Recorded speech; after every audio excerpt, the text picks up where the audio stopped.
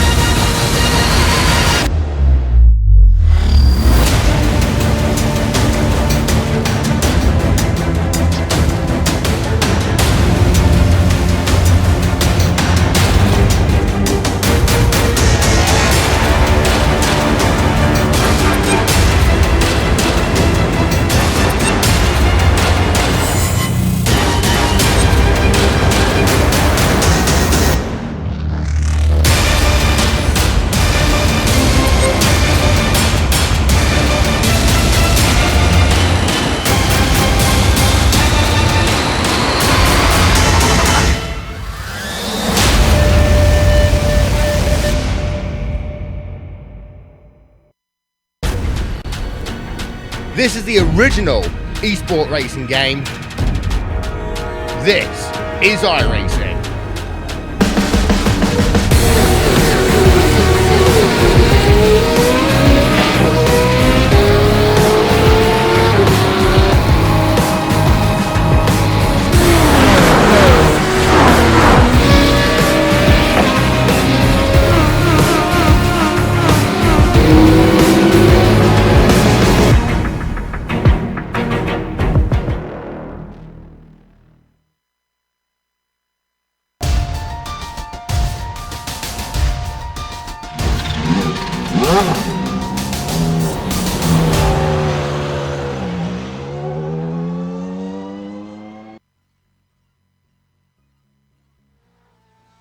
The teams and the drivers' championships may have been decided, but as Acosta gets ready to take a victory lap today around Suzuka, his teammate still has a chance to clinch second.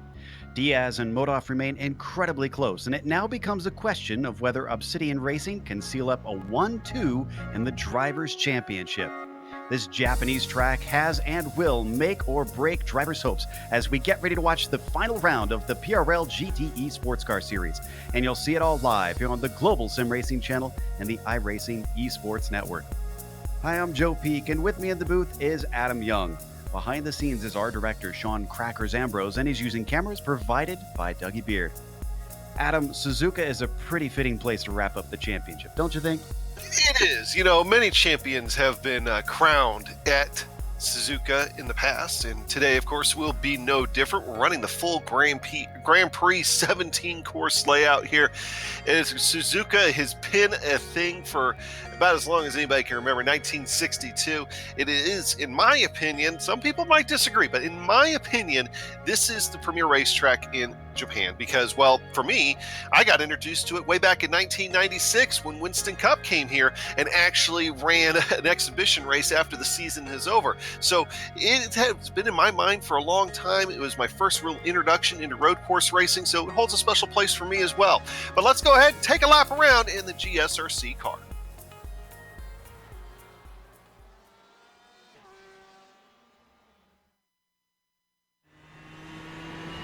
All right, we're in the GSRC 4 GT, so let's do a lap around Suzuka. Down into turn 1, balancing the car on the brakes is going to be very tricky. While passes may happen into here, taking it too wide will probably make for some hair-raising situations. Drivers who know how to get the most out of the car by dancing it on the edge of control will be the ones to find the most speed. Power off the corner and quickly you're into the S's. It's important to keep the racing line or else you'll lose gobs of time. Try to set up each subsequent corner with a tight exit from the previous one. Eventually, around this final right-hander, you really want to line yourself up because you need a nice wide entry into the Dunlop curve. It's not quite flat out on the way in, so don't be surprised if drivers understeer wide into the sand. You'll start to gain a bit of speed, but hug the left side and gather all your bravery for Degner 1. Then, you get a small squirt of the gas and you're braking hard for Degner 2. Tuck it all the way down to the inside curb and swing it all the way out wide to help carry a lot more speed. Now, the little kink on the entry to the hairpin makes it tough to tell whether the person ahead will defend or not, so be aware. This slow, tight corner is best taken with a squared-off late apex to make sure you get a nice launch. This is another part of the track where you start to pick up a lot of speed, and while you might think that opens up a chance to pass into the next braking zone, Spoon is something of an awkward middle ground. You definitely got to throw out the anchors, but it's still pretty fast on your way in. Besides, the second apex is what's really important and possibly the most critical corner exit of the circuit. With it leading onto the uphill backstretch, every ounce of momentum makes a difference in your lap time, and you really don't want it to put you in a tight spot anyways. If your opponent gets a run on you, you're left with a difficult decision on if you want to try 130R side by side. Unless it's the last lap, I'd say preserve the car. It needs a tiny brush on the brakes and a lot of bravery, but it also dumps you right into the braking for the Casio triangle. This is one of the most popular places to get a pass done. Though you can get pretty on top of the curbs, you might find that applying the throttle needs a gentle right foot. Wheel spin will definitely be your enemy because now we've come back to the pit straight. Hopefully, you've kept it all together and have now finished a lap around Suzuka.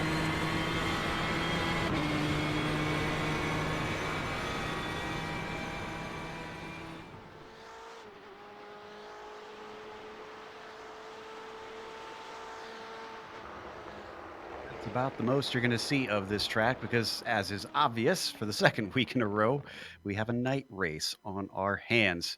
This time in Japan instead of out in France. But as always, today's race is brought to you by SIMSA. Simulation Motorsports Affinity provides many consulting services, from completely customizing simulators to managing teams, individual drivers, and complete events. They're working hard to bring organizations, companies, manufacturers, teams, and drivers together at one place to support and promote sim racing internationally.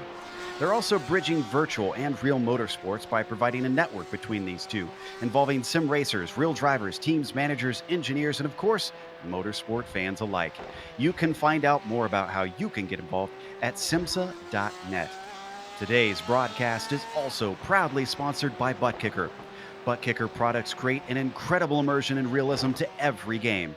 Feel every nuance and truly put yourself in the driver's seat. The winner of Division 1 here in the PRL GTE Sportscar Series will get a ButtKicker Gamer 2 or a simulation kit. Also, both drivers of the winning team in the team's championship will get a free t-shirt. Check them out at thebuttkicker.com. While we let them complete their qualifying laps out in the dark, Adam, I mentioned that the Drivers' Championship is settled up at the top, but what about the drivers behind Acosta? Yeah, let's kind of take a look at that and make no mistake about it. Abner Acosta is still going to go out there today and he's going to try to win this thing. I mean, he's sitting fourth in qualifying right now. He'd love to cap off the season with the win, but the race is behind him. Diaz and Modaf only separated here by 4 points. So really, it's going to be a matter of who's going to finish ahead of who, and maybe Obsidian Racing can get that 1-2 there in the driver's standings. Don't forget, though, still pretty tight back there for fourth and fifth with Eisler and Hefner as well. There's only 8 points between them. So every single spot except for the first spot in your top five can change hands here today. All right, let's go take a look at those team standings as well. Obsidian Racing, of course, pretty dominating performance for those guys out there. They're going to come out 139 points going into this over Bushfink Copper and Racing Sim Tools Podium Hunters. But those two teams there with Uribe, Eisler, Hefner, and Orion, they're Good lock dead heat right now for second there. So who's going to come home with second place in the team standings here for season 17? Well, watch here in the dark in Suzuka. You're going to find out. And fourth and fifth, well, they're pretty much locked there in as far as the Kokomo Racing team. Excuse me if I'm messing that up. Sassy Apps Autosport Blue, though, they're in the fifth position as well. So those are your driver standings and your team standings, Joe. Now, what about this race in particular? Let's look at the race details for how today plays out. As we mentioned, the final round, they do have one drop week, but the big thing is they don't get to use that in this race. They make sure that it is easy for us in the booth and you, the fans, to figure out how things will settle out. It is a 60-minute race, as it's been all season long, which means, as usual, we have one scheduled pit stop due to the restricted fuel cells. They're not like the real GTE cars that you can use of the 4 different types they have here on iRacing. They've limited that fuel cell to make sure that they are forced to make a fuel stop at least once in this race. They have an incident cap, and there's plenty of places around here where it's easy to rack them up, especially in the dark where it's so hard to see. So they will be disqualified if they go over those 24 incidents. They also have no spare car in case they incur too much damage to continue racing. So in 60 minutes, it's hard to get too much repairs done. You got to keep things clean out there. As always, we're watching this on the iRacing Esports Network. Make sure and subscribe. All you got to do is go to their YouTube page or just go right below this video. You should see a big red button that says subscribe if you haven't subscribed yet. And if you click it, you won't miss a moment here in the PRL GTE Sports Car Series. Right now, in that qualifying, Karl Modhoff trying to come back and save a little bit of face.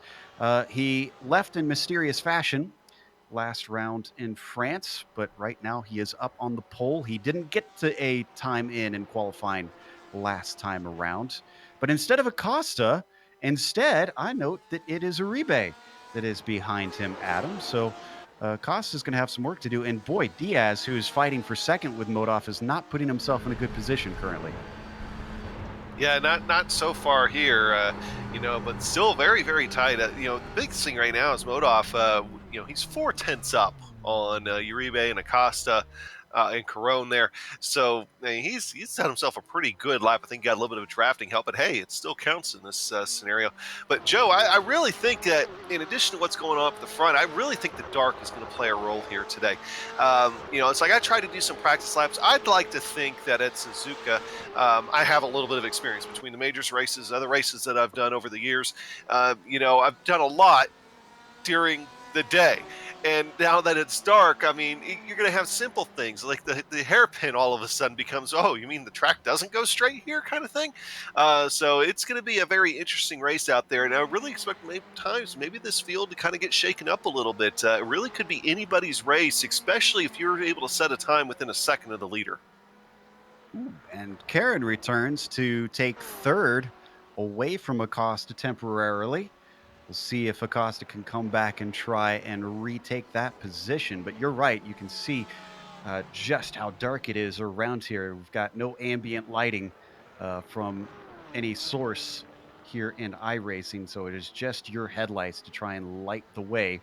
And the drivers can knock those headlights out. We've seen at Le Mans, even one of the drivers in another series that we cover, I believe it was an Autobahn, lost his headlights and could not see for the remaining bit of the race. He went in for repairs and his team didn't know to put the headlights back on the car. So as we watch Aroyan come around the final bit, let's see if he can improve on this 11th place. He crosses the line. No, time does not count. He had an off track there on his try. Already seeing just how tough this is going to be, just even in the qualifying places. Now we're going to take a look here at Acosta, Florida driver, see what he's able to set here. Actually, he's getting ready to head down. Yeah, he's heading down the front straightaway here. See, it's so dark, even I'm having trouble picking out where everybody's at on the racetrack. It's going to be a trend here tonight. But it's going to have kind of lap time. Now we're looking at Corey Clark coming down the front straightaway here. Clark, the teammate to Modhoff. His last lap also did not count. In fact, he's only had one timed lap. That's why you're seeing him down in 15th. Diaz, I think, was on a warm-up lap. Yes, indeed. I saw him go slow down the backstretch, and that last lap did not count for him. He has another one with only a single lap to his name here in qualifying. And with his clock now down to 2 minutes, he's only got this and possibly one more to try and put a faster lap down. So let's see what And he's Sporstcar capable of a has. faster lap too. I mean, Corey Clark's capable of at least a half second faster. I mean, he should be up in the top 10, I think, in this thing. But you got to have a clean lap here, and it's hard. So Modoff, let's see if he's got a clean lap. A 53.1 was his best. He comes across the line. Nope, he's not going to have a clean one that time by the Club West driver. Now on his final tour around here and qualifying. What about Valenzuela? Wow, a lot of drivers struggling with these off tracks. This is incredible. Actually, let me look Valenzuela, through. he got here late. He wasn't able to get any practice time on a race where, to be frank, I think practice time is very, very key.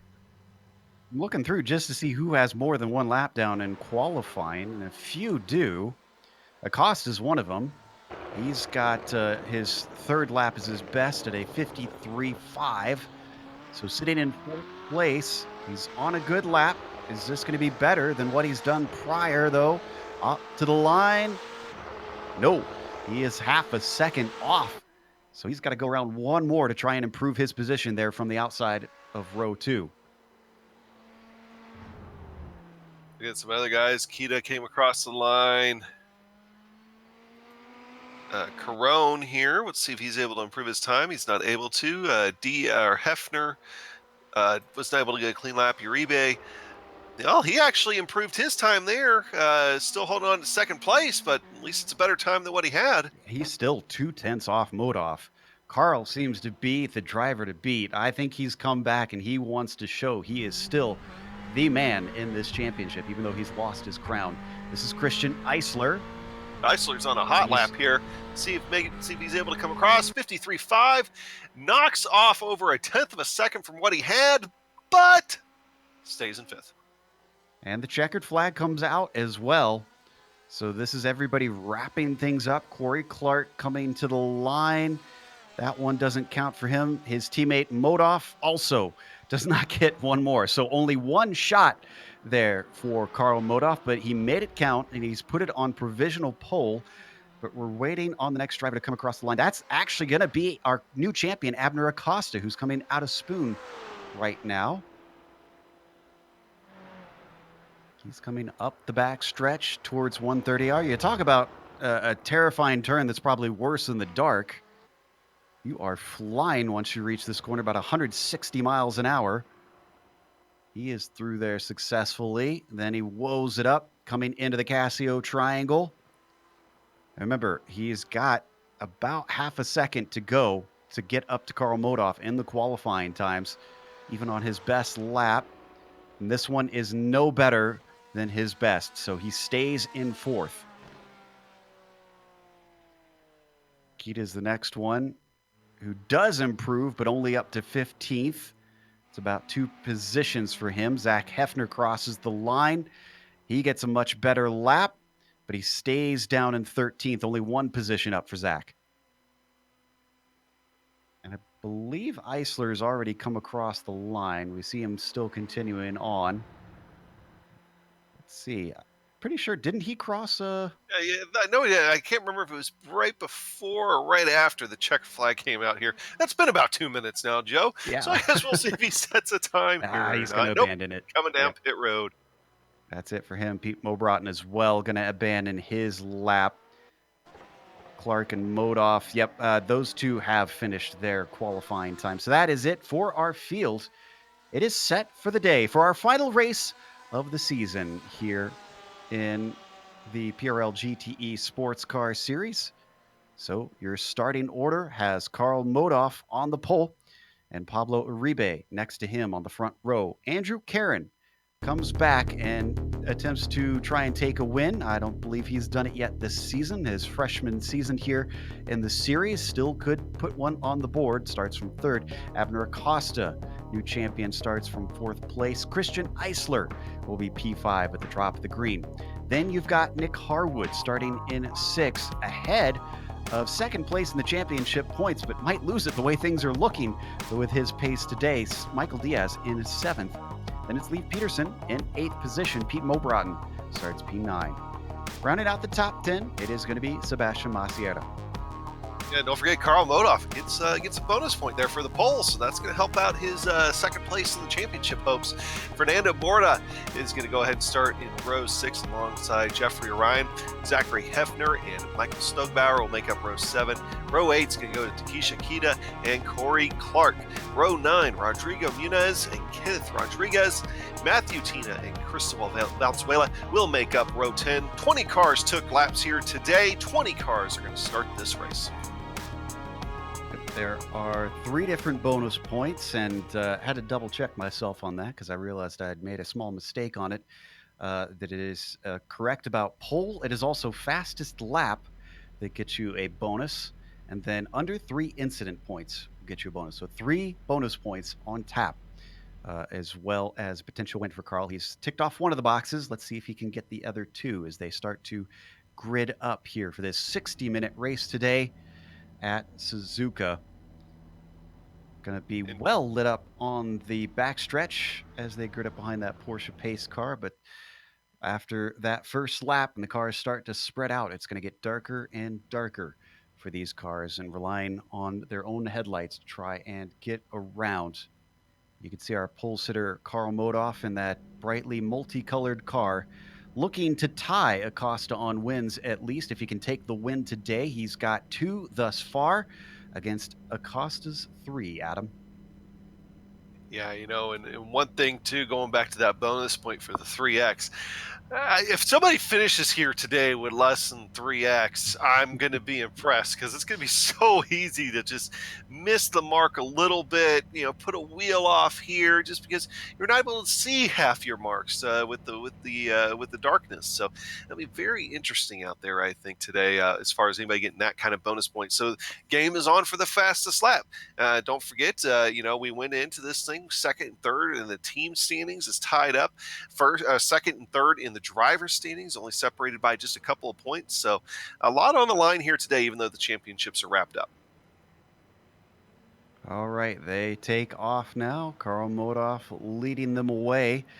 There's a very short pace lap here at Suzuka with them starting before 130R. All they got to do is weave their way through the Casio triangle, and then they take off down the front stretch because the pace car will peel off into that pit entry. Hopefully nobody has any problems making their way in there in the dark here. We have seen some strange incidents before with how narrow it is on that pit entry. Pace car's in there now. Carl Modoff waiting patiently, stacking them up quite a bit. He's giving it some time before he gets on the throttle. Now he gets going. Green flag is out here in Suzuka for the final round of the season. It is a battle for second place. Uribe to the outside as Karen gets a good jump. Looking to the inside of turn 1. It is a fast entry into here side by side. Uribe is going to have to give the ghost as we got a spin. Is that Acosta? I believe that was Acosta. Well, he's going to be glad he sealed up the championship last race because he goes all the way to last place. And I do not see Diaz having taken the grid. Well, that gets very interesting for Obsidian. Not sure why he didn't take it out there. So, your new order at the front of the field as they come through the S's is Modoff ahead. Karen, second. Uribe, third. Nick Harwood now up into fourth. Just overtook Eisler, who rounds out your top 5 into the Degners. Yeah, still fights going on back behind, inside, deep into the field here from about 5th on back. Fernando Borda right now in 10th. He's holding off Sebastian Marcera, and they actually swap positions there right at the start of the race. But man, get big old jam up behind him. Zachary Hefner's involved in that, Michael Stogbauer, and Jeffrey Orion as well. So no contact, but man, they got tight. Peterson and Mobrotten also came together with a tiny bit of contact. Oh, and more contact as Peterson gets tipped into the barriers. Mobrotten goes off course. So that sends both of them all the way to the tail of the field, but Peterson with significant damage with that hit.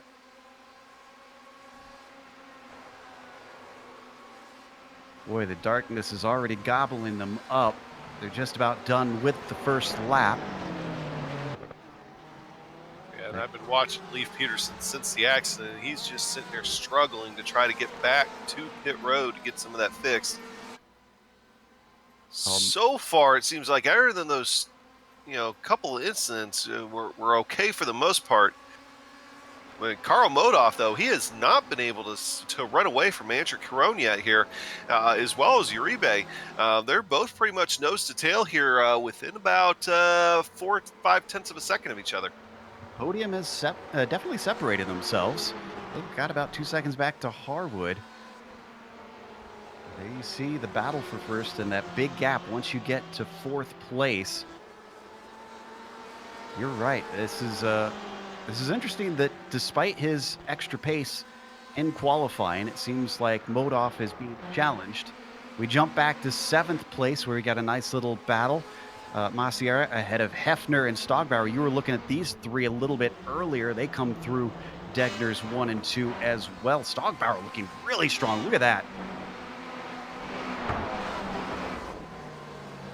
Oh, doesn't go he's for the all pass, over though. the back. Hefner there. Yeah, Hefner guarding off the inside just slightly into the hairpin. Right on board with the Ferrari, looking back at the BMW of Stogbauer. Coming up the spoon with the more critical corner exits of the lap coming onto the backstretch. What has Michael got underneath him? Oh, he struggles big time. Look at all he lost there. And getting onto the throttle there is definitely key. And that was key up front as well for a minute there. Carl Modoff and Andrew Caron were like right nose to tail before they went into the chicane there and then come out on the backstretch. Separated out just a touch, though, over the half of the lap. But I think Caron, he's just trying to study Modoff, see where he's strongest at right now. And I would anticipate possibly him trying to take advantage of him here in just a little bit if he can stay close. Uribe not really doing much behind them, just trailing the two, kind of giving a little bit of a berth, enough that he can take evasive action if action starts to happen. I think we had a change of position between Masiera and Hefner. Hefner managed to get by down into 1 and 2. And Stogbauer now all over Masiera, but we're going to take a look at that pass here. Ducked out to the inside. You can see the Ferrari. Ooh, brave stuff. The white and black Ferrari on the black Ferrari manages to just sneak by. That's going to gift Hefner 7th place. For fans of Acosta, he's managed to get only up to 16th thus far. But he is trying to climb his way through the field. Next on his list is Matthew Tina.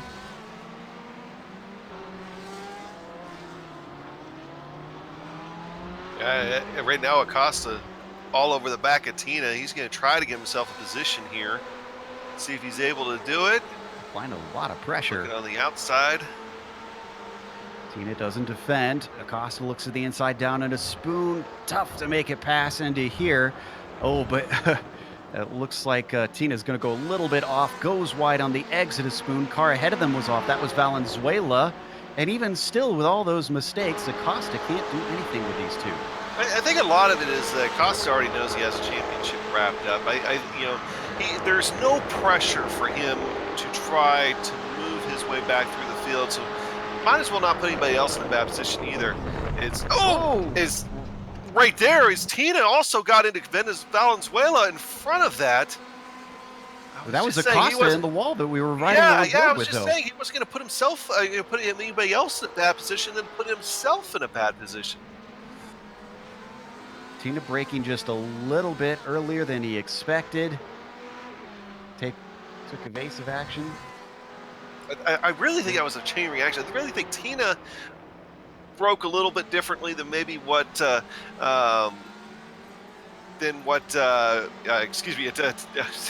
Valenzuela broke a little bit earlier than what Tina was thinking, and went back to Abner Acosta there, to where he just kind of had to take evasive action and put it in the wall. Sitting over there tripping over myself already, Joe. Yeah, Abner, I'm not sure how much damage he has from that. Unfortunately, that cost him time. Didn't lose him any positions. Yeah, the BMW's a tank. He'll be okay. The ever nicknamed Big Boy. Yeah, I here mean, at GTE Racing. see the size of that thing? A huge car. Let's go back up to the front. Remodov still being chased by Karen. Interestingly, Uribe's starting to fall off a little bit. It's a second between himself and the top two. He's got to try and stay with them, or else he'll lose an opportunity. Harwood behind, about 3 seconds back from the top three currently. They come up the back stretch towards 130R once again. We aren't even 10 minutes into this race. We've already seen a fair bit of action. And I'll point out, too, that I do like the parity that we've got up front, too. First in a Porsche, Caron in a BMW, and Uribe in a Ferrari. So, just good parity. For a second, I thought you were talking about satire, and then I had to think about it. Yeah, using a homonym there. As they come into 1 and 2, and Karen getting very close. Wow. And he had to really drive that thing out of the corner, too, after he got a little closer than what he was wanting to. It almost broke loose on him, and amazingly didn't lose a terrible amount of time in the process. But he is applying a lot of pressure to Karl Modov. And I'm not sure if he's going to be able to elicit a mistake from Karl. In season past, we've seen him manage to have errors of his own making. But on seasons before that, when he's done that, he's managed to recover and get the lead back. I just don't know. It's hard to tell what kind of Karl Modov we've got today. And don't forget, I mean, last time out at Le Mans, I mean, he was a late race retiree. So, I mean, granted, some of that was like, I don't exactly know, but, things do happen. And Modov's season has not been without drama in certain races as well. So, right now, though, I mean, I know he wants to end it on a high note, but Caron making sure he's the one that ends on a high note. We got two clumps of car in the mid packs, one from 6th down to 8th, and then another from 9th down to, I believe, 12th, I want to say. Kita at the back of that train. That's being led by Masiera, Corey Clark in there, Aroyan in 11th, and as I mentioned, the number 30 of Kita trailing them. Oh, they're getting awful close through 130R. I think Aroyan, that was a big problem for Takeshi Kita. Had to catch the car coming out of 130R. Can we get an on-board?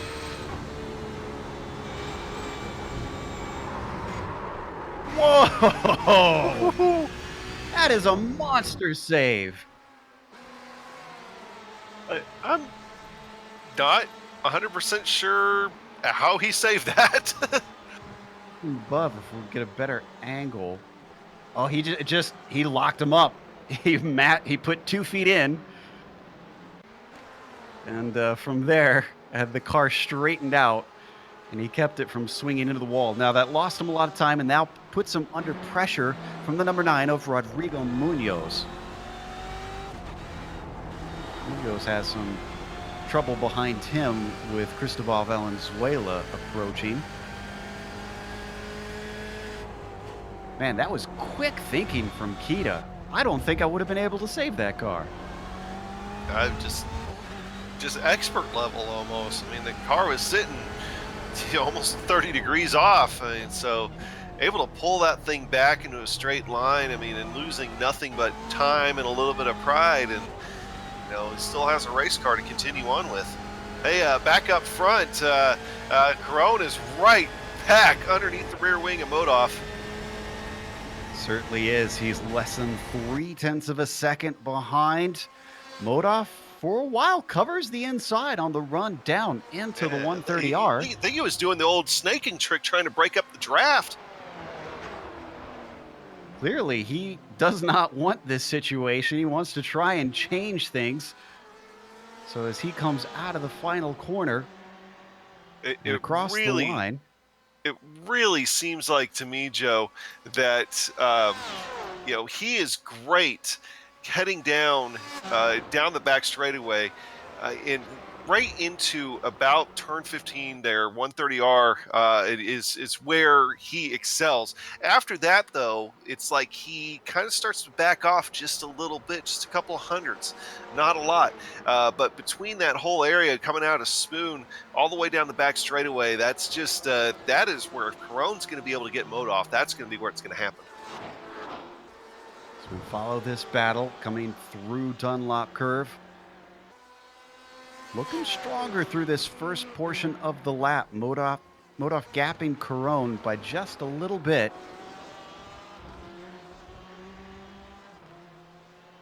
Looking through the field to see who some of our big climbers are as well. Because we've had some attrition. I would think we've got a few. Yeah, we got a few. Really, Hefner, Border, and Stokebauer all running together are some pretty big movers. Indeed, right there, 7, 6, and 4 positions they've gained. In fact, let's look at that fight. Stokebauer up at the front, Borda and Maciera. So a little bit behind those two, actually. Michael trailing Hefner, who was close to a little bit earlier. As they come out of Spoon, Stokebauer trying to square off that exit. That opens the door briefly for Borda. He can't step through it. Coming up the steep climb of the backstretch, he stays in the slipstream. Could he have something into the Casio triangle? He's got to stay close in the wake of the car ahead. Oh, look, he just drops like a rock through there. Oh, but he closes under braking. Borda's got some wing cranked into that thing.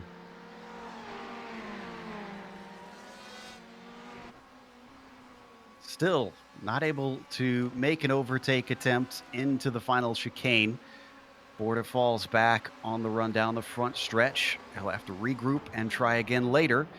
If he tries too much, that is Maciera, the third one in line that is ready to take advantage.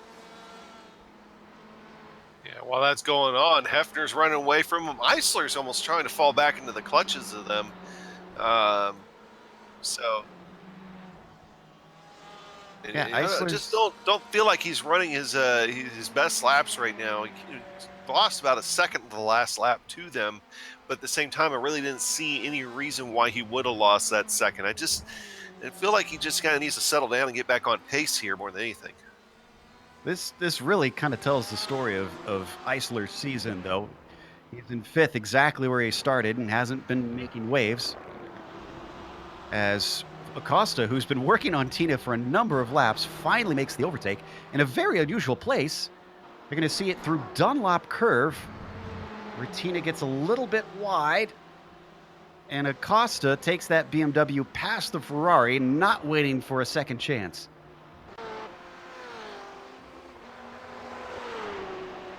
So that bumps him up to P15 with about a second up to Valenzuela up the road. With Acosta's pace, that'll be made up in no time. Yeah, but I would have thought with his pace we would have seen him at least partway through the field by now. I really think he's just taking it easy right now. Well, hopefully he's enjoying himself out there. Since we got a little bit of break between most cars, why don't we look at the very first incident, the replay into turn 1 where he lost the car. Maybe we can figure out, maybe he got touched. Was he all on his own? It looks like he's all on his own. Yeah, just got a little high, got a little bit into the marbles up there and just lost traction. All right, so he's the 4th car in line to the outside, the dark car that you see.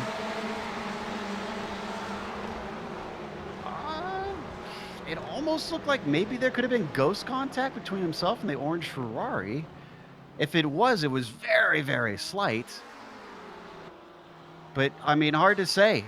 Otherwise, it looks like he just made his own mistake. And now he's, unfortunately, paying the price.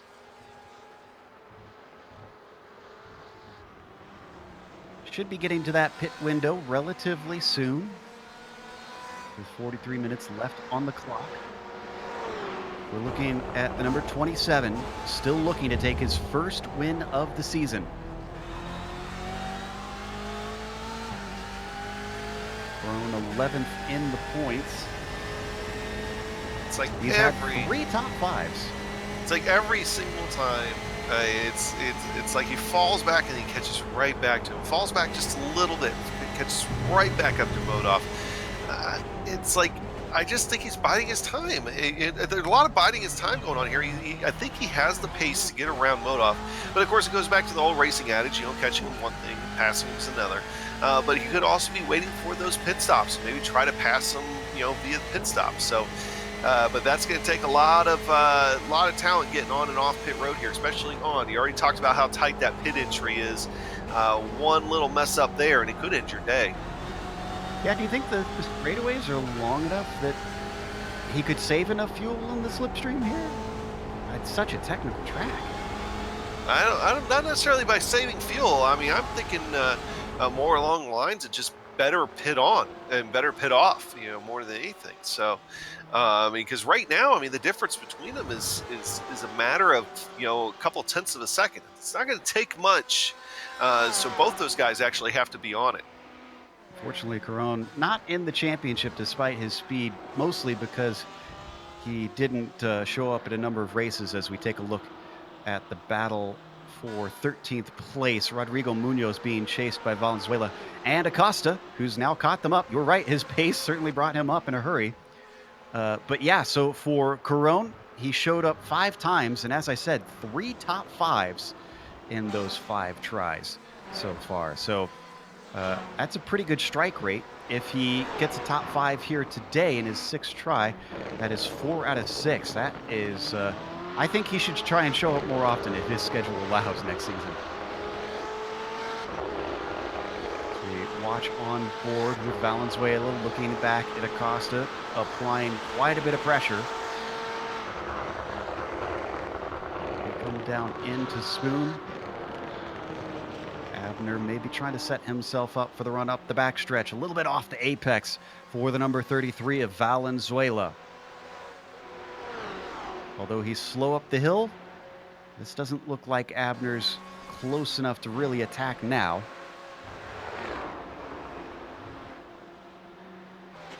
Stays with him through 130R. This time a lot better down into the braking of Casio Triangle. That looked like a great run out of Casio as well. Could Abner have a chance down into 1? Is he brave enough to try and stick his nose in? He's not gaining down the straight.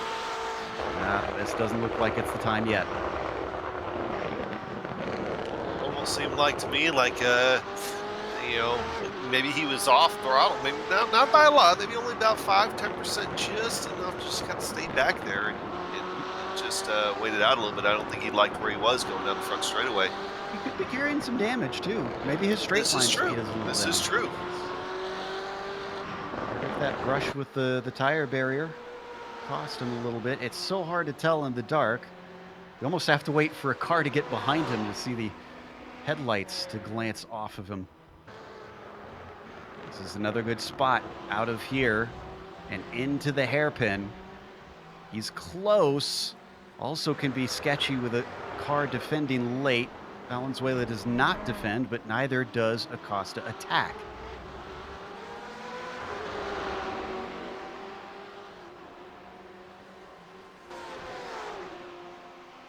This is really one of the closest battles we've got on track.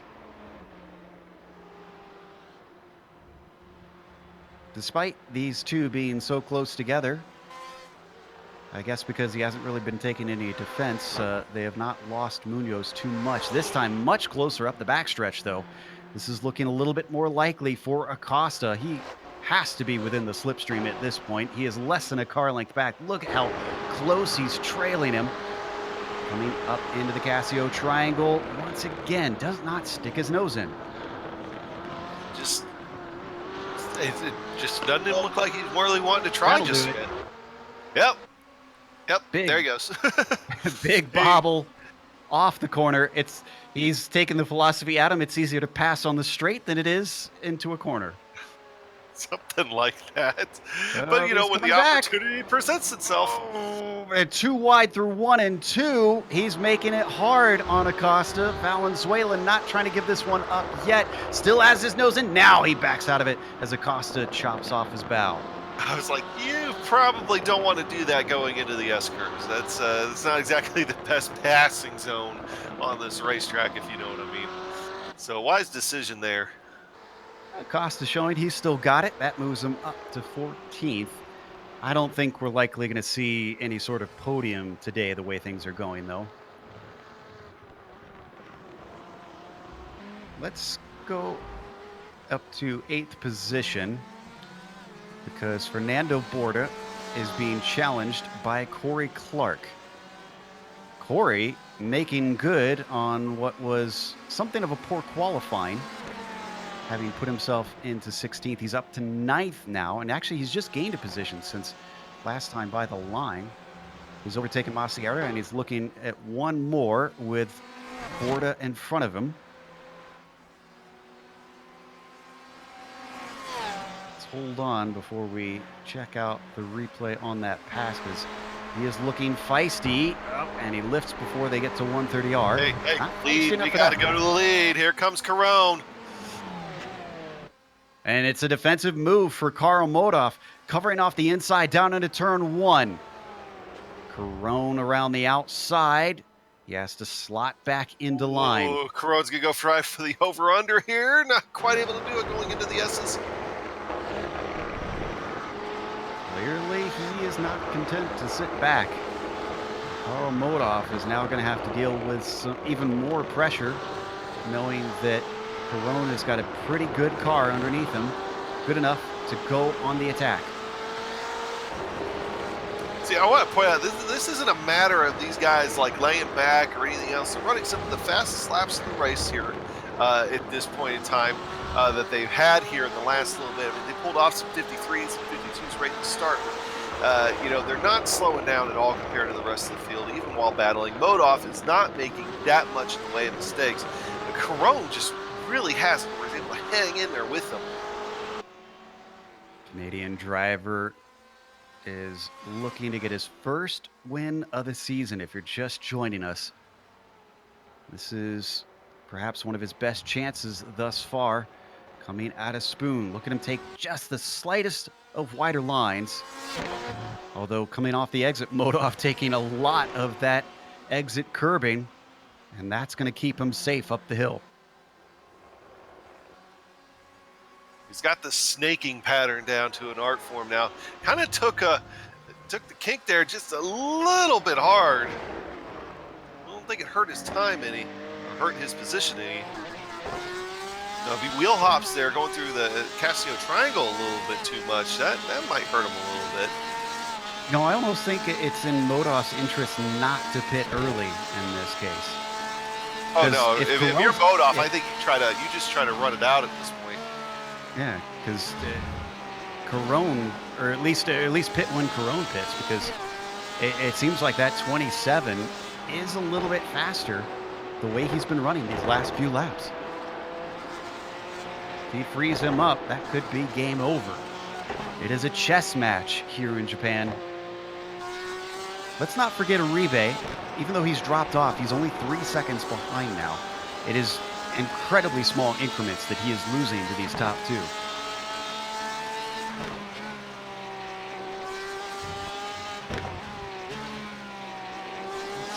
Take a look at actually how fast Modov is compared to Uribe. Look at the last 5 laps around.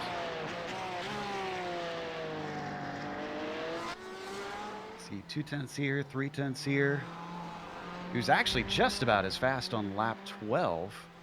Only 8 1/1000ths off. Really, the biggest loss he had was 4/10. And then it looks like the last 2 laps, maybe Uribe turning up the wick a little bit, trying to make sure he doesn't continue losing the way he had. You know, and there's also the thing, too, that if something happens with those two while they're starting to race each other, I mean, even if it's just a simple bump, or maybe they go off track a little bit, its slightest mistake up there could put Uribe right in the mix of this thing if he's able to stay somewhat close. And don't forget, Nick Harwood here lately has been ripping off some pretty good laps too. You know, he's not completely out of the woods himself. Ooh, this is Clark that we're looking at chasing Borda for 8th position. He's been working on this for a while. We had to duck away last time because of a challenge for the lead. They come down into the Casio triangle. And you know, you talk about hoping for something to happen, though we have had drivers. Oh, here we go. Great exit off of the final chicane, and Corey Clark, I think, is going to have it slipping to the inside. This looks very reminiscent of what we saw with Acosta before. I'm not sure that Borda is going to be able to fight back like we saw with Valenzuela. And indeed, looks like Corey Clark is going to be able to take that 8th position away. But you talked about the cars falling by the wayside and be able to take advantage. The only retirement we've had, Adam, is Leif Peterson. Everybody is out still running. Yeah, which also we should mention, we mentioned right at the start there, you know, Michael Diaz ultimately did not join the race. But yeah, Leif Peterson's the only car out, the only car also not on the lead lap. So we still have 18 cars in this thing on the lead lap, but not just on the lead lap by a little bit. I mean, Pete Bratton's the last car in the lead lap, and he's still out there. He's still got a minute, you know, before he has to fall back into the clutches of the leaders. So, you know, so very, very actually relatively tight race. Even though, of course, Suzuka's big, so the cars are spread out a little bit in places, but still lots of racing to be done here as we get ready to enter the second half. If we've got viewers who are just joining us, let's go back and look at Leif Peterson's incident. We didn't really get to go back and give a close look at this one. He was running to the back by Mo Broughton. See Mo Broughton then take off course. Not sure if he was trying to give the position back or he genuinely lost his braking point. Let's watch from on board Peterson now, looking back. Will Dougie's camera survive this one? Oh, just missed him. He doesn't have to pay for a new one. Those GoPros get expensive, Adam. They do. Especially, you know, when we lose like 5 a race. So we come back live. Can't see Peterson because his lights are off in the car. So as we go over to Corrode, our second place driver who has been right glued to the bumper of Modoff. Oh, is Corey Clark had a problem? Corey Clark loses multiple positions in one corner. This was in turn 1. Yeah, just got a little high, ended up having to catch the car, did the hospital wobble on him, but was able to get it straightened back out. That is a real shame with the amount of progress that he's been making. Oh, he touched the AstroTurf. Fortunately, the Porsche snapped on him. It was a great catch to keep it from going around, but it was not until many cars had gone by. So that puts him down in 11th place. Also, since that happened, Kenny Rodriguez has come in, and is this his scheduled stop?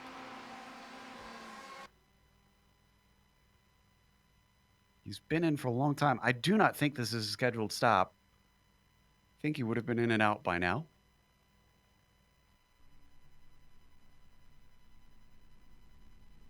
Trying to see if something happened to him, but I'm not finding it. It's really difficult in the dark to see if a lone driver had an incident. I think everybody's saved from embarrassment if they're off by themselves.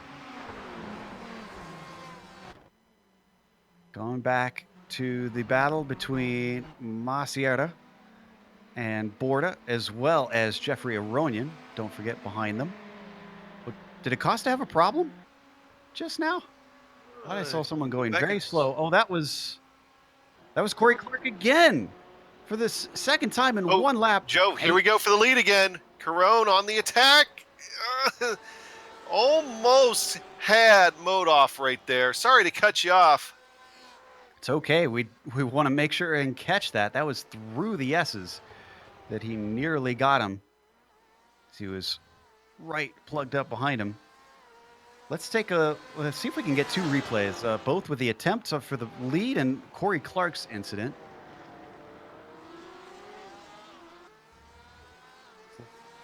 Who are we looking at first here? This is... There, well, Corey Clark just straight out braked himself into the Casio triangle. And then decided, screw this, I'm coming into the pit lane. He took a regular pit stop and he came back out. Now the action between Modoff and Karan. Corona Karan. We never really got a confirmation on how to say his name yet. Andrew, if you're watching, give us some sort of heads up.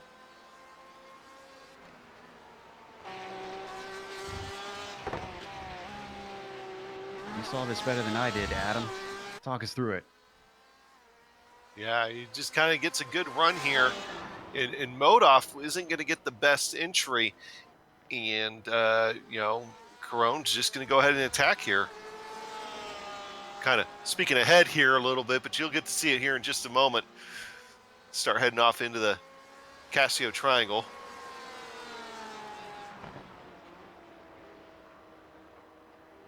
They work their way through. Spoon. Yeah, I think we ended up a good ways back, but that's okay.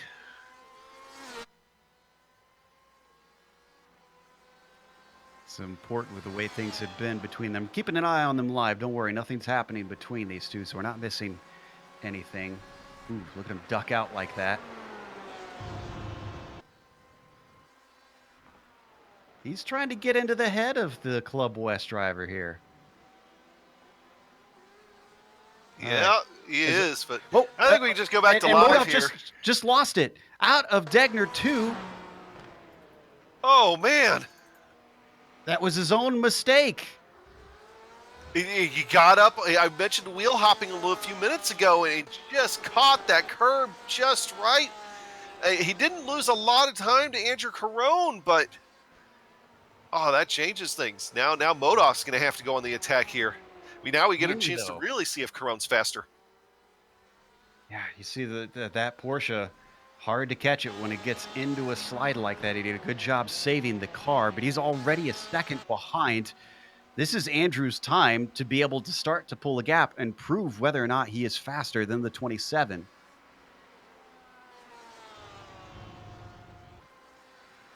We'll find out, not this lap, but next time by, because obviously this one is going to be slower from Modoff with his mistake.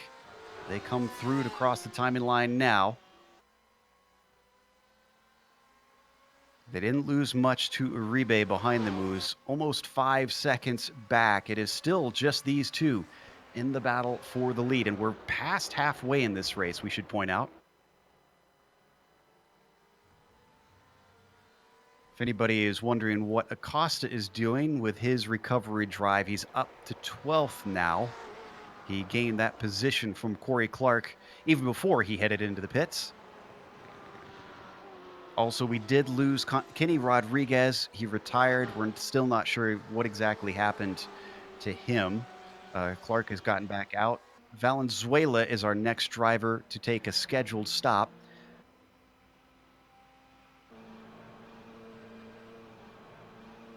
All this, and Michael Diaz never did take to the track. He is now out of the server as well. So that second place certainly going to go to Modoff at this point. Let me double check to see if Eisler was chasing him.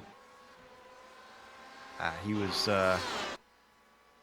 Eisler doesn't look like he's really in a good position to be able to take that position away unless something really drastic happens to Carl. So that second place really should be Carl Modoff's at this point. So we look at the battle between Borda and Arroyan.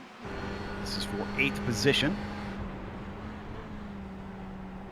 One thing I love about the accuracy of iRacing modeling all of these GTE cars is just like the real life ones. They've got all these cool little lights inside that help the drivers see what in the world is happening inside the cockpit. You need some of those outside the cockpit tonight.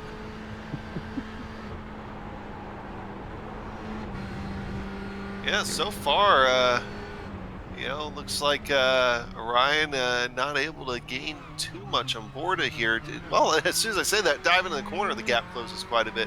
Orion got a much better entry, but Borda getting that drive off, you can just kind of see him start to inch away there. 233. Oh, and Takeshi Kita's going to pit. We got another taker down the lane. Kita was a little bit ahead of Clark, I want to say. Not sure that he's going to be fighting him on the way out because of Corey's mistake. Kita hits his stall. Clark is just now coming up the backstretch. Clark did come out ahead of Valenzuela as well, so Clark is our highest pitter for the moment, unless Kita is able to come out ahead. Kita's moving. Clark is just now coming through the triangle, but Kita is past the timing line. He is back out and up to speed. So now Kita is our highest pitter. He returns in P15.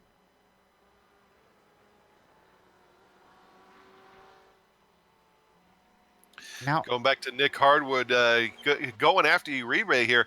Uribe is really falling back into the clutches of him. Nick Hardwood been able to rip off some good laps here lately. Yeah, just our director behind the scenes mentioned it to us, and I was like, wait a minute, when did Hardwood catch Uribe?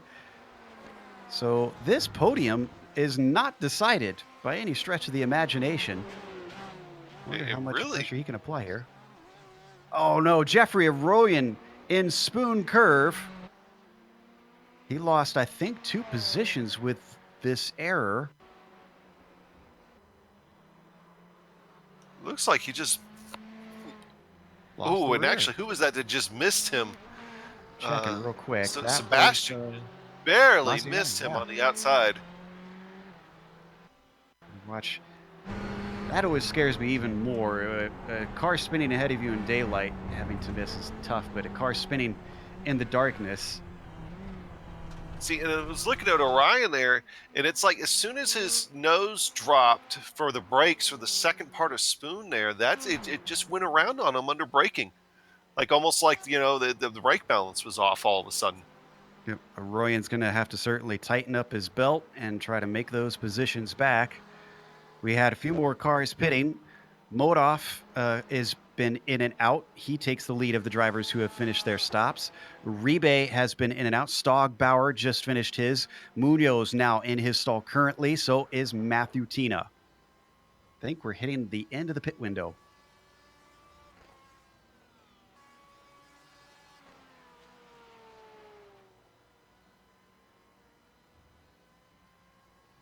So Tina it back out. Still waiting mostly on the upper half of the field to come in. Still waiting on Acosta to take his stop. Our leader is coming up the backstretch and through 130R right now. Does he respond? Does he have enough fuel to go any more laps than this as well? Yeah, I got to figure he's right at the edge of the pit window. He keeps going. Yeah. Maybe he did save a little bit of fuel behind Modoff. And that last lap for him was a 54.4. So we'll have to see what kind of times Modoff can put down once he gets out of his pit exit lap here. Harwood enters. Eisler does. Hefner is in. Looks like Borda enters pit lane. Acosta as well. Sebastian Maciera stays out. And Arroyan is in. That leaves 2 drivers that have managed to make it to lap 23 here if they can get back to the line. This will also bring Modoff back up into 3rd. This has got to be something of a frustrating season for Carl. Only 2 wins after he really, literally just dominated the past 2 seasons. Made it look easy. Carl is chasing a driver who seems to have the measure of him today. The number 27. Not sure that he'll lose the lead here unless something dramatic happens.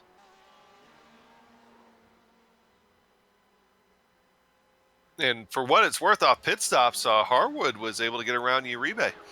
Oh. So Harwood is now in front of Pablo Uribe. Number 19 looking at a third place here. And Andrew is in. Our leader is now in the pits.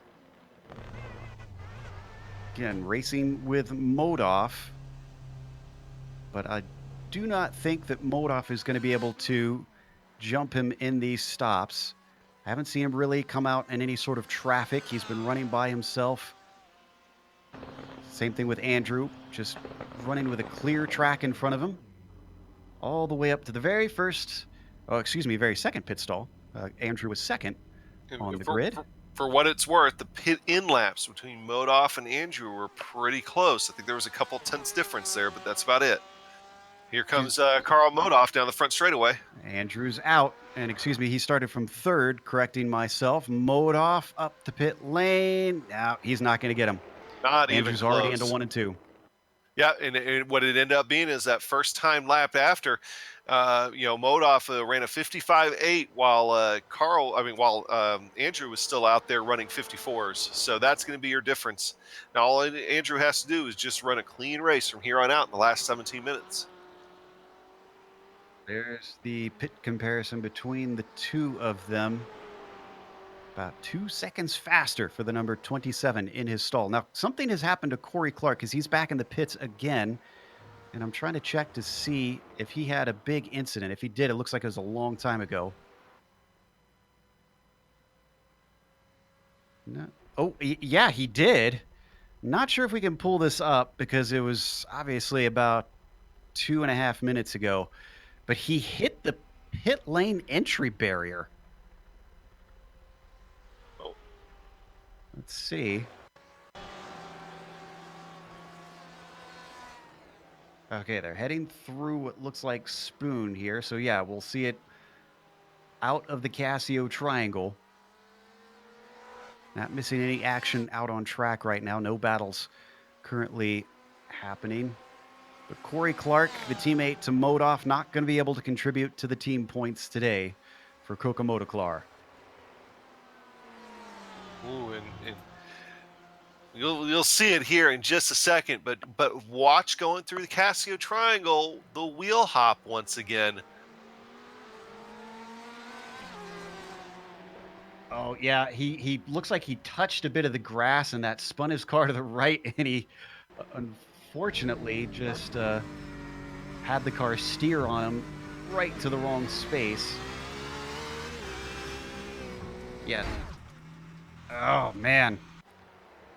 Well, that puts an end to a miserable day for Corey Clark. Back to our leader, Andrew Caron. We asked whether or not he could get his first win. It's looking more and more likely. Let's run down through your order. Since we have all the pit stops done, Masiata came in while we weren't looking. With 15 minutes left, Andrew, as we mentioned, started in third. Had a great move at the start of the race to take second, and since then applied immense pressure until he got a mistake out of the car who was running behind him. Carl Modoff in the 948 has fallen well back. He has found someone who's got the measure of him today, and the 948 is going to finish this on 2 wins unless something drastic happens to the number 27, unfortunately. Behind him, it has changed hands recently. Nick Harwood now up into third, being able to use a little bit of strategy to jump the car who is now behind him to take a podium. Pablo Uribe is now slotted down into fourth. Uribe is the one who started in second on the front row. Good qualifying, just not the best race for the number 23. He's been dropping off of Harwood ever since that pass is about 1.7 back. And then I mentioned it a little bit earlier. This has been the typical drive of Christian Eisler, just running quietly, all by himself, not really in the action. And the 727 is looking at a top 5 because of that, but certainly not the challenges for wins that he's had in seasons past. What do the next 5 look like? Well, next 5, we actually have the next 2 are both tied for three-way tie for our hardest charges of the race. First up, Zachary Hefner, running right now in 6th. He's up 7 spots from the start of this thing, and he has a good bit of distance with Eisler in front of him and Stogbauer behind him to be able to hold that position. And speaking of Stogbauer, also up 7 positions from the start of this thing, he's just been kind of running quiet race. I mean, he was kind of involved in some action earlier on, but once that pack he was in kind of broke up, he's just been running good, clean, consistent laps and hoping to bring home that top 10 here for today. We go a little bit back and you'll find Fernando Borda running in the 8th position, up 3 spots from the beginning of the race, taking advantage of some of the attrition there. And then going back to him, Abner Acosta. Abner Acosta, our champion here. He did not have the greatest start of the race, but looks like he's at least going to be able to recover into a top 10 position here as the rest of the race goes on. So good recovery drive there for Abner Acosta. And then back behind him, this is the biggest battle on the racetrack. Sebastian Marseille, followed by Takesha Kita. They right now are running in 10th and 11th. Joe? You're right. This is our closest fight on track right now. Kita is starting to do his climb again. Started in 15th here today. He's in 11th, looking for a top 10. Let's see if he can do anything with Masieta. They come down through into the hairpin. Not close enough for an attack this time. He's only got 12 more minutes to try and make this overtake. Most of the drivers up ahead of him have found their own little piece of racetrack and are simply trying to run to the finish. Now up into Spoon Curve. This is where Kita's going to want to set himself up. See if he can get the run off. This is Porsche versus Ferrari. A good matchup. A classic matchup. Even here in the GTE world. As they come up the back stretch, he gets a little bit of the slipstream from Masiera's number 22. Not enough to really close up behind him. And in fact, he falls off out of 130R into the braking, into the Casio triangle.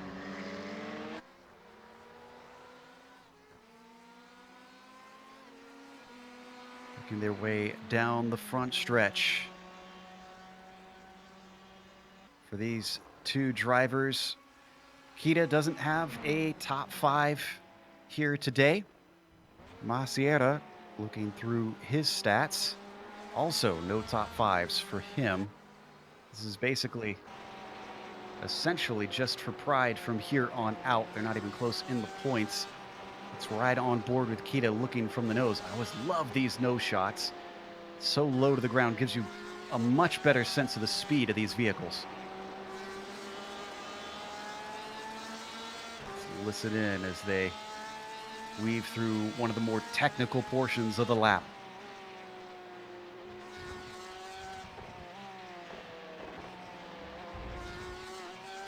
Ooh, big bobble there from Kita.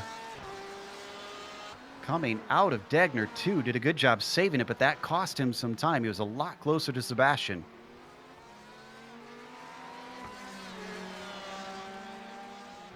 So what was about half a second is now back up to 0.7 of a second between them.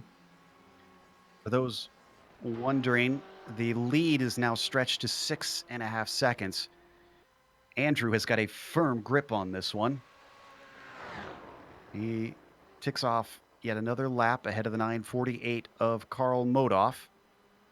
Still going to be a podium for Karl. And this is going to be his 5th top 5. At least takes 5 out of the 10. Halfway strike rate for him. But again, only 2 wins for him this season if things stay as they are. Looking to see his podiums. Modoff got one at Watkins Glen. And then he got another win at Mosport. Then he got another win at Lime Rock Park. Managed to snag a podium at Montreal. Missed out at Road America as well as Le Mans. So I think 4 podiums for him today, if my counting is correct. Or not today, this season rather.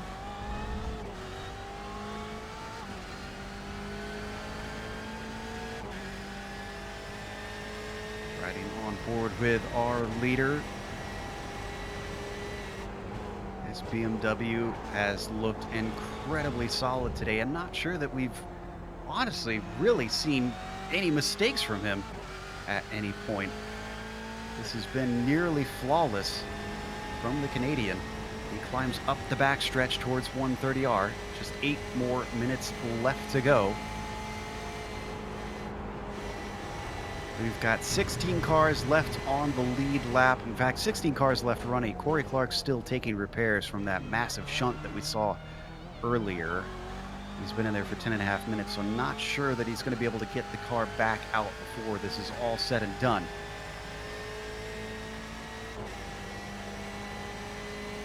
Notice that the Kashikita's closed back in a little bit on Masiera. It's come back down to about 0.5 of a second. So he's regained a little bit of that time trying to get into the top 10. We need to start looking into some top 10 stats on these. They give us a top 5. I keep track of the podiums myself, and they keep track of wins for us in this league, as well as fastest lap and poles. Curious to see for some of these drivers a little bit farther down the grid how they've been faring. Those top 10s not always easy to come by, Adam. No, they're not. Especially when you got a tight competitive field like this.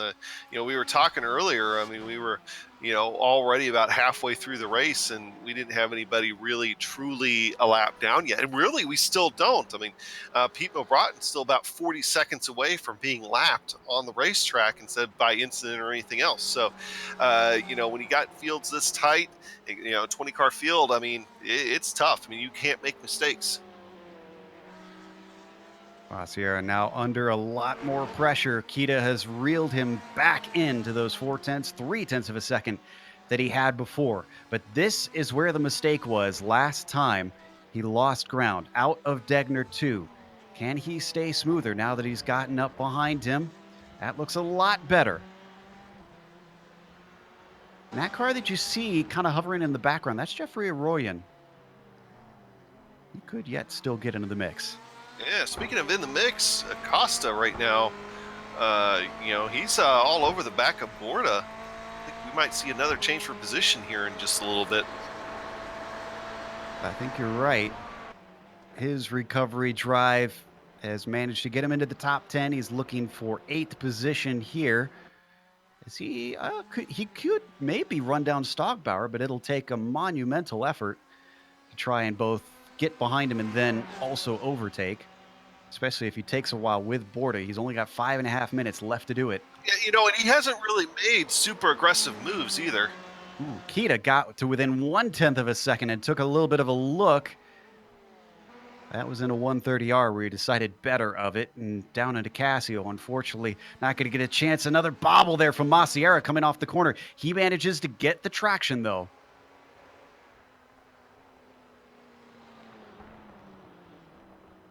Costa got close down into turn 1. Much tighter down to the apron through 2. Borda was definitely giving him room there. Ooh, wheel hop going through the S's, and Acosta really backs off. Yeah, aggressive on the curbs for the number 7 car. Fernando got to be careful here. It's like Borda really does not want to give up that spot where Acosta's like, if I get it, I get it. Fernando going to come up to another portion where you got to be aggressive on those curbs, and he is. He almost goes off course, There he and goes. now he goes completely off into the gravel. That hands it over to Acosta easily.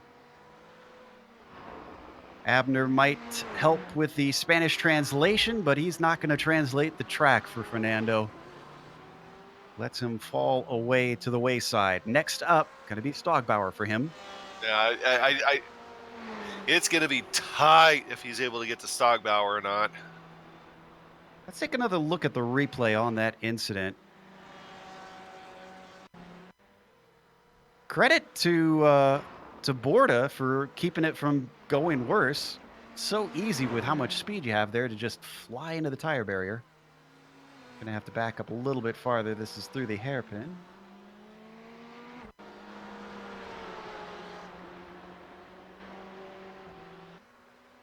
Getting another angle on this one. You know what? I think it was exactly what we were talking about. He just was way to the inside of that first curb. You almost half the car over top of it.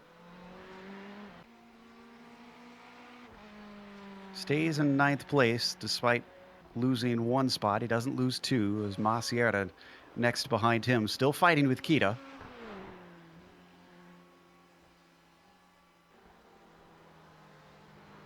Let's watch from on board Takeshi. Samurai still looking to see what he can do here.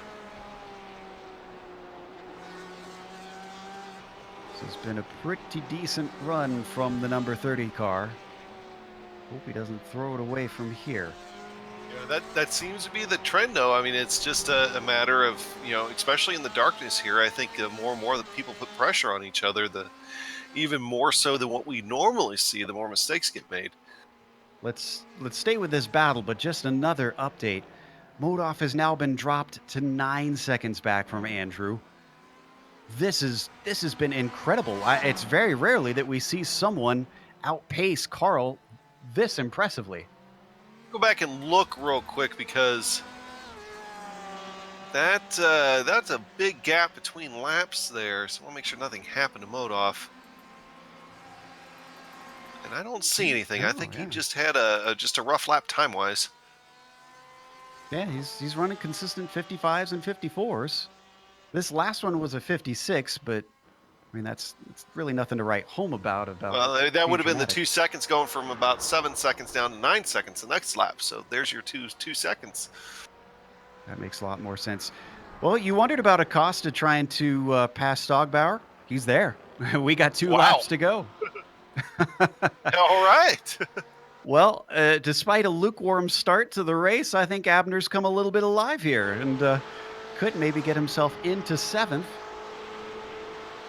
Follows him up to the turns 1 and 2. And that last lap by Stogbauer was a 57, so I think he assisted in Acosta being able to catch up to him here.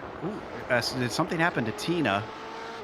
Matthew Tina has been great out on my timing and scoring. I found it. Stogbauer went through the gravel, through the S's that last time by. So that's why Acosta was able to catch up to him so quickly.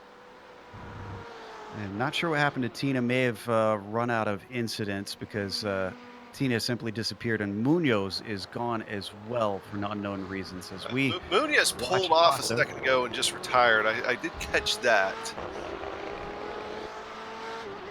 Mysterious happenings here in the dark as we ride on board with Abner, looking up ahead. Oh, getting awful close through the hairpin. He's going to make note of that for next lap.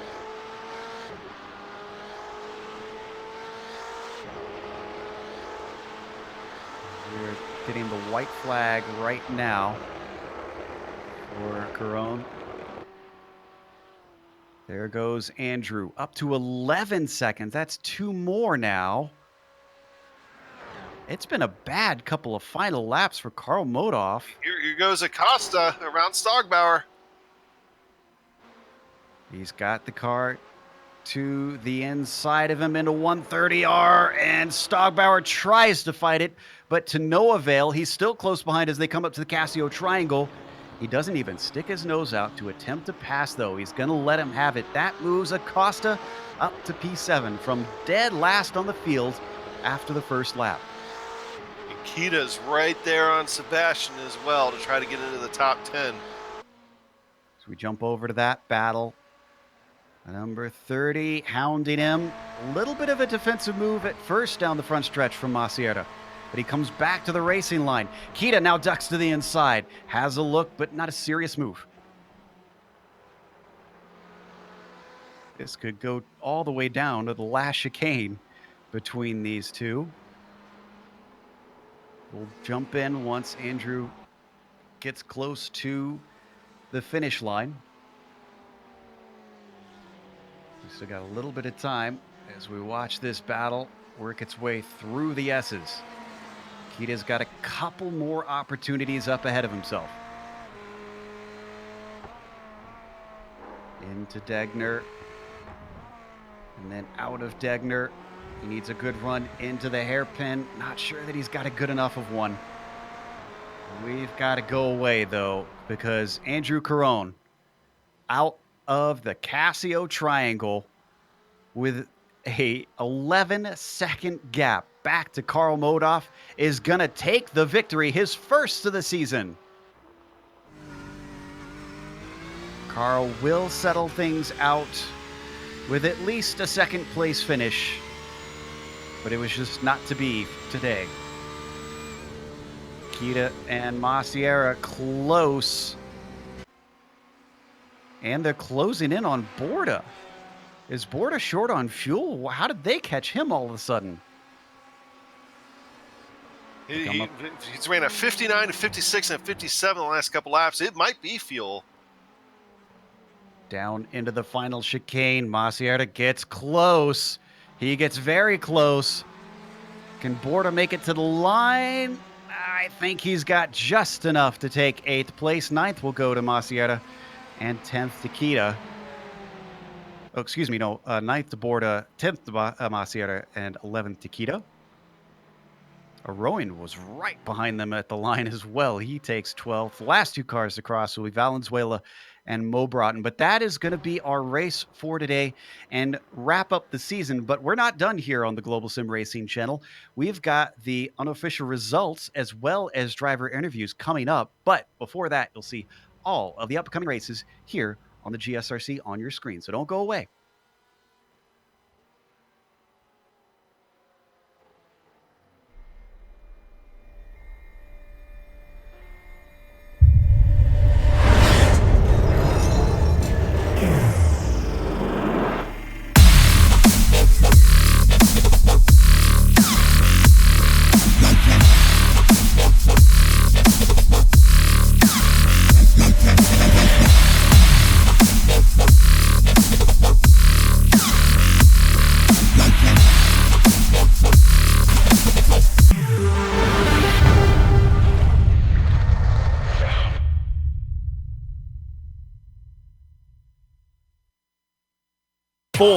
Of the best sim racers. $100,000 on the line. Who will rise to the challenge? This is the most competitive and sought-after season in iRacing World Championship history. This is where legends are made. This is the Porsche Esports Supercar.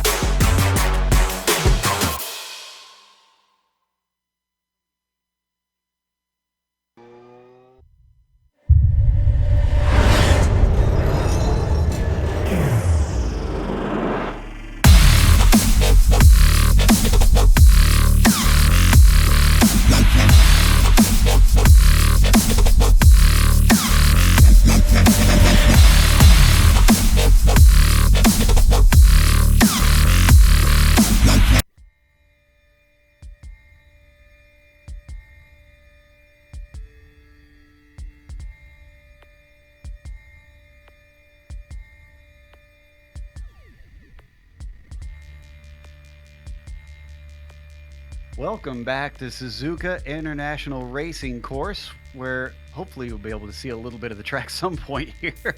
But we did get to see a lot of action out there, and including some great battling for the lead, which wound up in the favor of Andrew Caron. He took his first win of the season ahead of Karl Modoff, who finally lost the championship after 2 times in a row, being up at the top spot. He lost it last round. He did come back to take a podium, at least here, his 5th on the season. And 3rd place, the last of the podium, goes to Nick Harwood.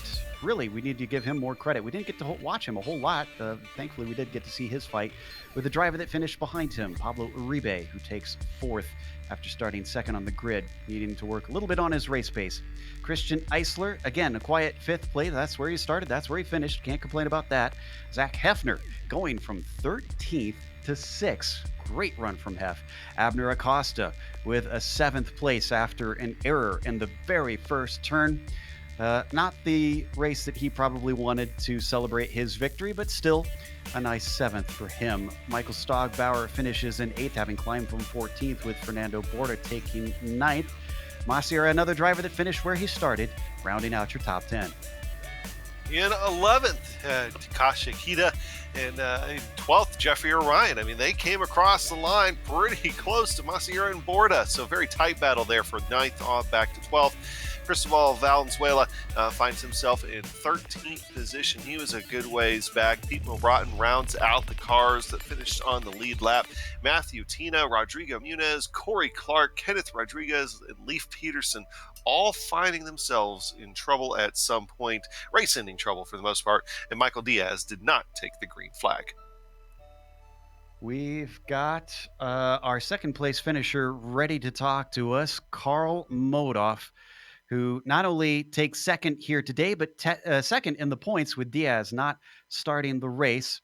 It wasn't a win out there, but you had a good run for your money from Andrew. Carl, how do you feel about getting a podium to wrap things up this season? Carl, you got a copy?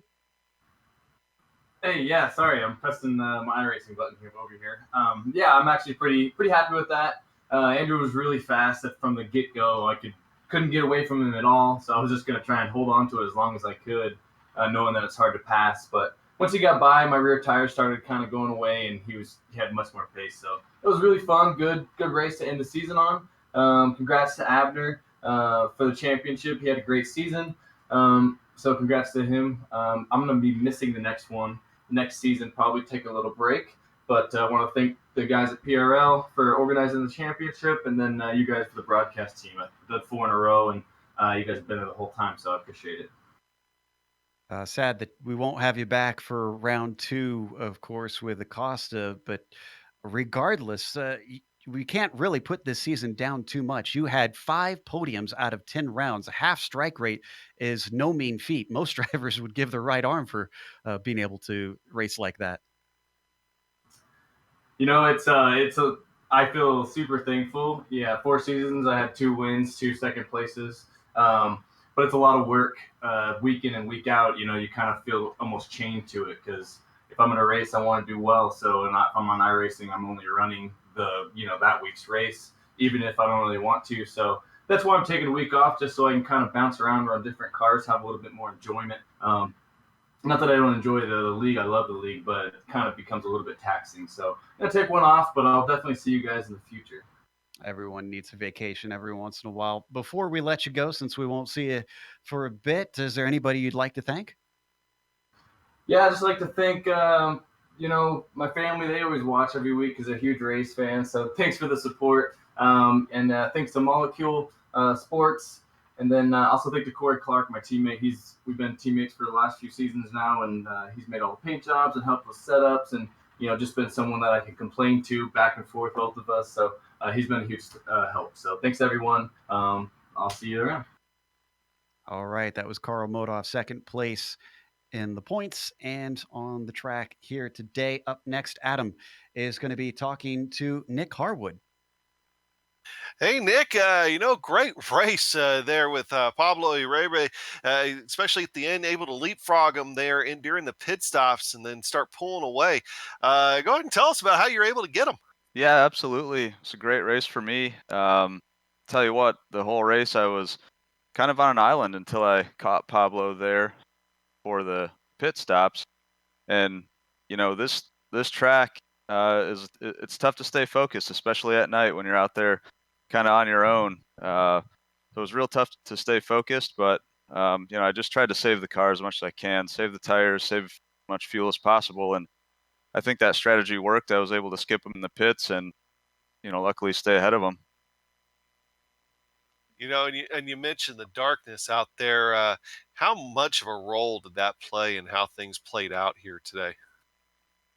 Yeah, we don't get the opportunity to drive the track very often in the dark, so it was a game changer, I think, for a lot of folks.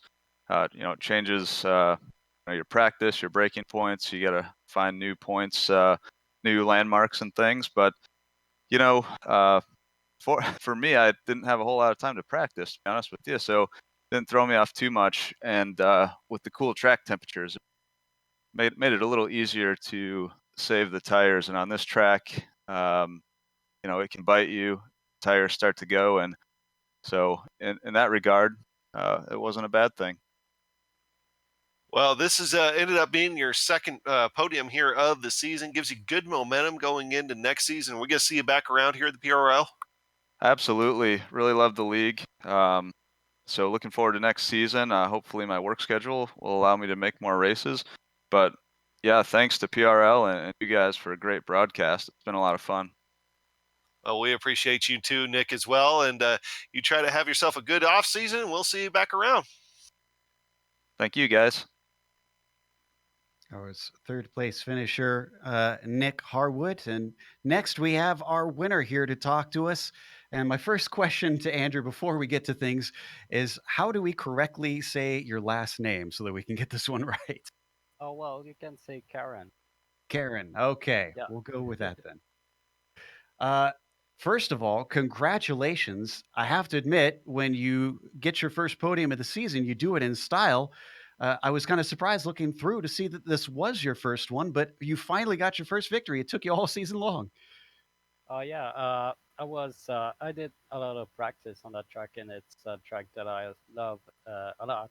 Um, well, in the first part of the season, my PC was broken, so I did skip 3 or 4 races at that point. So I didn't have like I couldn't practice during that time, so it took me a little bit of time to get back to where I was. What really seemed to set the tone for the race for you was that race start where you suddenly found yourself in second place right away. Did you intentionally try to make sure you get a little bit of an aggressive start to challenge Pablo into turn one, or was that just kind of a spur of the moment thing?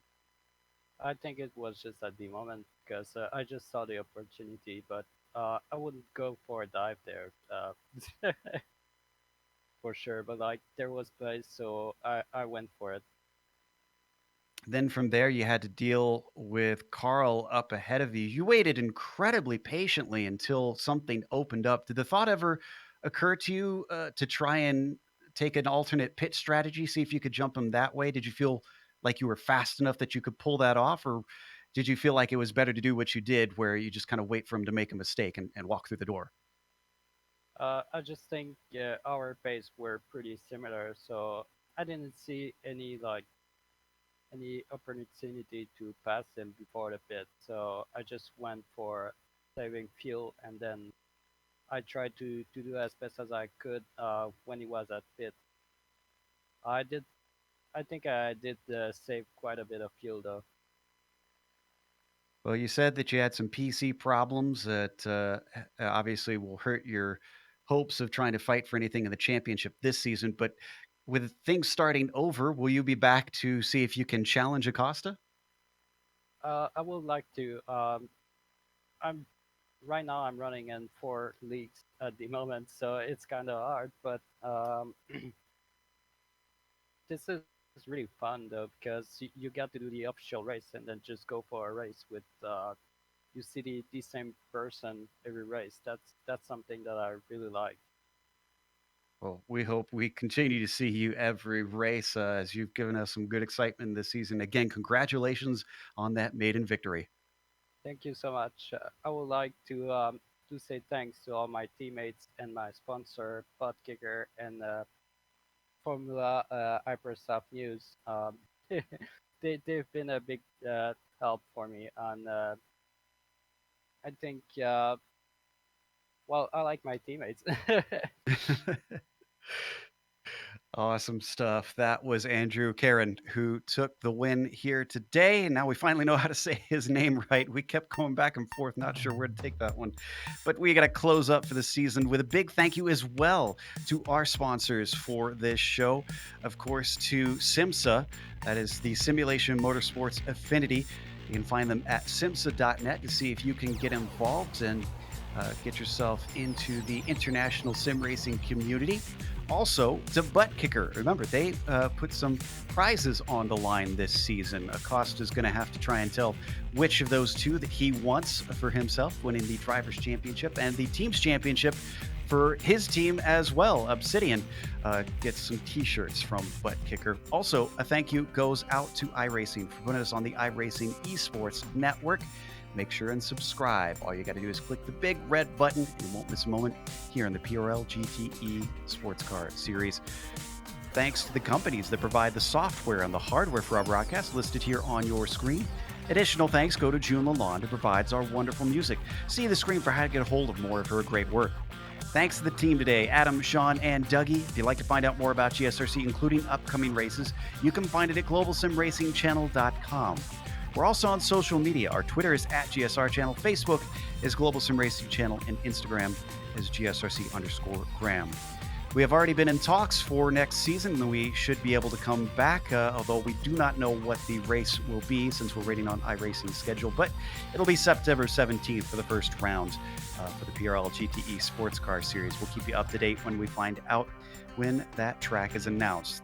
That'll be at 9 p.m. Eastern on Tuesday. We also have upcoming races for other series listed on the screen, so check those out and mark them down on your calendar. But until next time, race clean, race hard. We'll see you on the track.